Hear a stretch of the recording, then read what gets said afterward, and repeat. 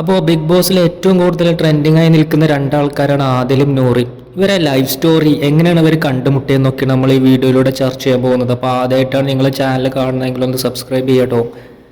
ആദില നൂറ കേരളത്തിലെ ഏറ്റവും കൂടുതൽ ഫേമസ് ആയിട്ടുള്ള ലെസ്ബിയൻ കപ്പിൾസ് ആണ്. ഇവർ ആദ്യമായിട്ട് മീറ്റ് ചെയ്യുന്നത് സൗദി അറേബ്യയിലെ ഒരു സ്കൂളിൽ വെച്ചാണ്.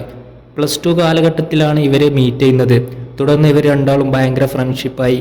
ആ ഫ്രണ്ട്ഷിപ്പ് പിന്നീട് ലവിലേക്ക് കലാശിച്ച് ഇവർ രണ്ടുപേരും പിന്നീട് ആത്മാർത്ഥമായിട്ടുള്ള പ്രണയത്തിലേക്ക് വഴിവെക്കുന്ന ഒരു കണ്ടുമുട്ടലായിരുന്നു സൗദി അറേബ്യയിലെ ജീവിതം. പക്ഷേ ഇവരെ വീട്ടുകാർക്ക് ഇതൊന്നും അറിയില്ലായിരുന്നു. തുടർന്ന് വീട്ടുകാർ തുടർ പഠനത്തിന് വേണ്ടിയിട്ട് കേരളത്തിലേക്ക് അയച്ച് കോഴിക്കോട് ഒരു കോളേജിലായിരുന്നു പിന്നീട് ഇവർ പഠിച്ചിരുന്നത്. തുടർന്ന് ഇവരുടെ പ്രണയം മൂത്ത് മറ്റൊരു തലത്തിലേക്ക് പോവുകയായിരുന്നു. അങ്ങനെയാണ് ഇവർ ലെസ്ബിയൻ കപ്പിൾസായിട്ട് മാറുന്നത്. പക്ഷെ അതിനിടയിൽ ഇവരുടെ കാര്യങ്ങളും മറ്റുള്ളൊക്കെ ഇവരുടെ ഫാമിലിനോട് പറഞ്ഞു. പക്ഷേ ഫാമിലിക്ക് അതൊരു ഷോക്കായിരുന്നു. കാരണം പ്രകൃതിക്ക് വിരുദ്ധമായിട്ട് ഇത് നടക്കില്ല എന്നായിരുന്നു അവരുടെ വാദം.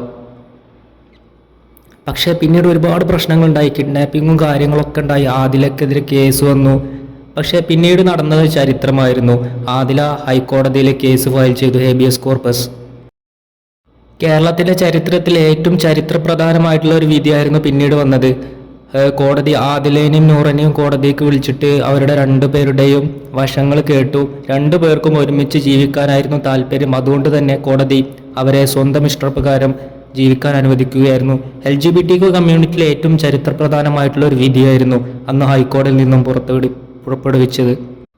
പിന്നീട് അവർ വിവാഹത്തിൻ്റെ വെഡ്ഡിങ് ഫോട്ടോഷൂട്ട് നടത്തി. അതൊക്കെ ഒരുപാട് വൈറലും കാര്യങ്ങളൊക്കെ ആയിരുന്നു, നിങ്ങൾ സോഷ്യൽ മീഡിയയിൽ കണ്ടിട്ടുണ്ടാവും. പിന്നീട് അവർ ഫേമസ് ആയി. ഇൻസ്റ്റാഗ്രാം പേജ് തുടങ്ങി, കൊളാബറേഷൻ, ബ്രാൻഡ് കൊളാബറേഷൻ, അങ്ങനത്തെ എല്ലാ കാര്യങ്ങളും തുടങ്ങിയിട്ട് ഇപ്പോൾ അവർ ഏറ്റവും പുതിയതായിട്ട് ബിഗ് ബോസിലേക്ക് വന്നിട്ടുണ്ട്.